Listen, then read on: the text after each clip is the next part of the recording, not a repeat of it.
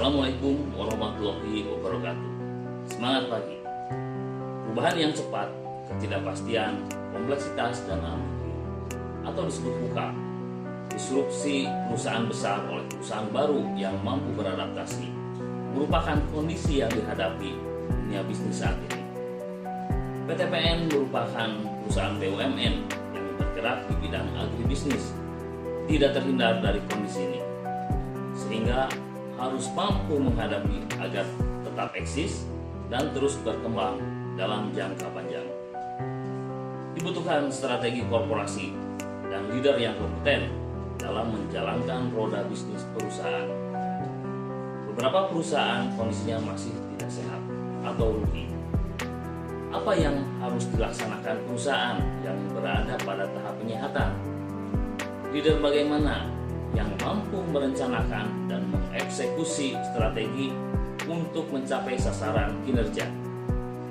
Bagi perusahaan dalam kondisi kurang sehat atau rugi, dibutuhkan penetapan target dan strategi korporasi yang terukur, sehingga perusahaan menghasilkan kinerja keuangan positif, yaitu pencapaian operasional excellent, optimalisasi aset, peningkatan pendanaan operasional, investasi skala prioritas, pengembangan kompetensi sumber daya manusia.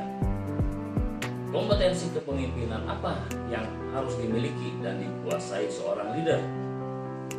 Kompetensi adalah kemampuan yang dibutuhkan untuk melakukan pekerjaan yang dilandasi oleh pengetahuan, keterampilan, dan sikap kerja. Terdapat 10 kompetensi kepemimpinan yang harus dimiliki dan diimplementasikan oleh leader di BUMN. Pertama, strategic orientation.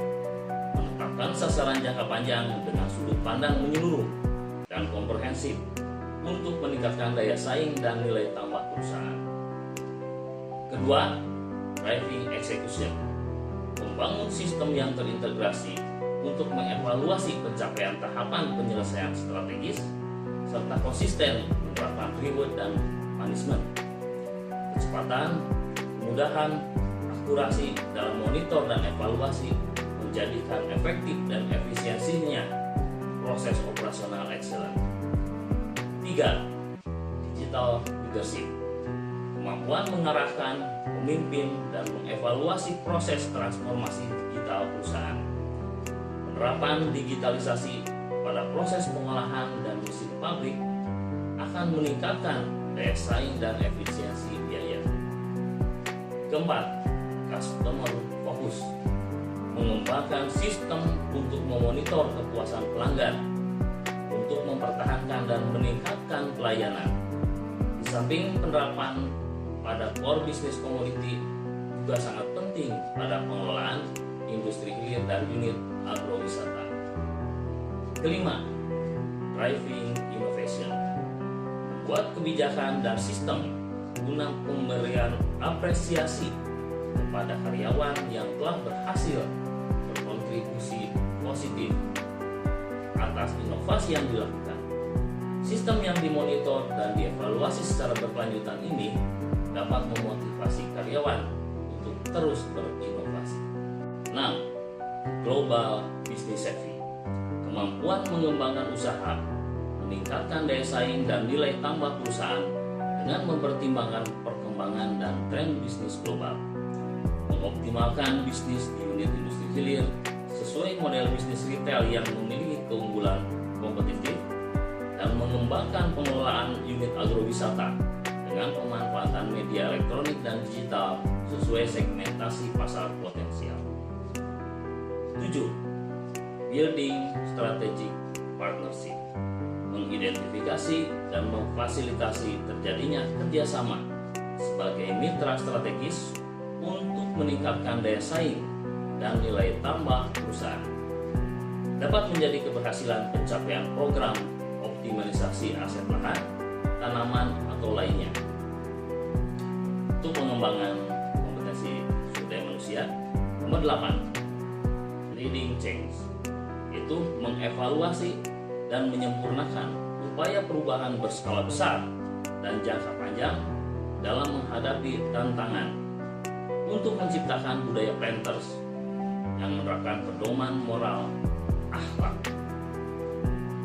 9. Developing organization capabilities. Kemampuan membangun strategi, struktur, dan sistem yang dapat memaksimalkan pengembangan kapabilitas talenta. Mendorong terciptanya kolaborasi dan kerjasama tim. Nomor 10, managing diversity. Itu mendorong kolaborasi dan sinergi para pihak dengan karakteristik dan latar belakang yang berbeda dan menciptakan nilai tambah. Perbedaan tingkat pendidikan atau pengalaman dapat menjadi sinergi untuk mempercepat peningkatan kompetensi karyawan. Ke-10, kompetensi kepemimpinan ini harus terus ditingkatkan untuk menjadi solusi permasalahan yang dihadapi perusahaan, sehingga perusahaan dapat tetap eksis dan berkembang secara berkesinambungan. Terima kasih, semangat pagi. Assalamualaikum warahmatullahi wabarakatuh.